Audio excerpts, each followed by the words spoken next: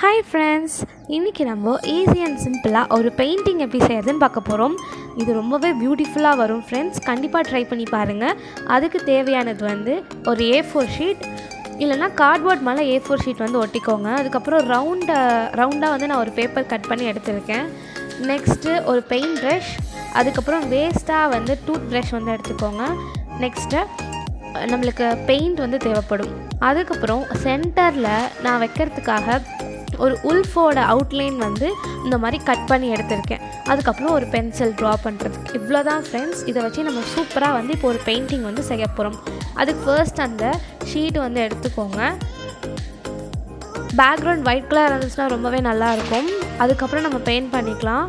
இப்போ பார்த்திங்கன்னா சென்டரில் ஒயிட் கலரில் அந்த கட் பண்ணி வச்சுருக்க அந்த பேப்பரை நான் வச்சுட்டு சுற்றியுமே பிளாக் கலர் பெயிண்ட் நான் ஃபுல்லாகவே அடிச்சுக்கிறேன்.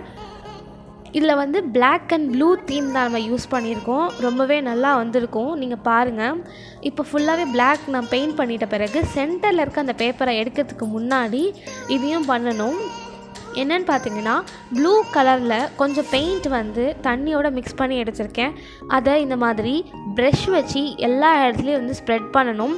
கீழே நீங்கள் நியூஸ் பேப்பர் போட்டுக்கிறது ரொம்பவே சேஃப். அப்போ தான் நம்ம தரைக்கு எதுவும் ஆகாது. ஸோ இப்போ பார்த்தீங்கன்னா நல்லா இந்த மாதிரி எல்லா இடத்துலையுமே ப்ளூ கலர் பெயிண்ட் இந்த மாதிரி ஸ்ப்ரே பண்ணுற மாதிரி பண்ணிக்கோங்க. ஸ்ப்ரே பாட்டில் இருந்துச்சு அப்படின்னா நீங்கள் குட்டியாக அது கூட யூஸ் பண்ணிக்கலாம். பட் இந்த மெத்தட் ரொம்பவே நல்லா வரும். ப்ளூ முடிச்சிட்ட பிறகு கொஞ்சமாக ஒயிட்டை இந்த மாதிரி ஸ்ப்ரே பண்ணிக்கோங்க. ஒயிட் கம்மியாக பண்ணணும், ப்ளூ அதிகமாக பண்ணணும். அப்போ தான் அந்த எஃபெக்ட் சூப்பராக வரும். ஸோ இதை ஃபுல்லாமே ஒயிட் நான் ஸ்ப்ரே பண்ணி எடுத்துக்கிறேன். இப்போ சென்டரில் இருக்க அந்த பேப்பரை ரிமூவ் பண்ணிட்டேன். பாருங்கள் இவ்வளோ சூப்பராக வந்திருக்குன்னு சொல்லிட்டு. இப்போது நெக்ஸ்ட்டு நம்ம கட் பண்ணி வச்சிருந்த அந்த உல்ஃபோட அவுட்லைனை அதுக்குள்ளே வரைஞ்சி எடுத்துக்கலாம். நீங்கள் உல்ஃப் தான் வரையணும் அப்படின்னு அவசியம் இல்லை, எது வேணால் நீங்கள் வரையலாம். நம்ம சென்டரில் ஒரு 3 இருக்க மாதிரி தீமில் வரைஞ்சதுனால நான் உல்ஃப் யூஸ் பண்ணியிருக்கேன். நீங்கள் வேறு ஏதாவது அனிமல் யூஸ் பண்ணுறதா இருந்தாலும் நீங்கள் பண்ணலாம். இப்போ பார்த்திங்கன்னா அவுட்லைன் வரைஞ்சிட்டேன். இதையுமே நம்ம பிளாக் கலர் பெயிண்டில் வச்சு பெயிண்ட் பண்ணி எடுத்துக்கலாம்.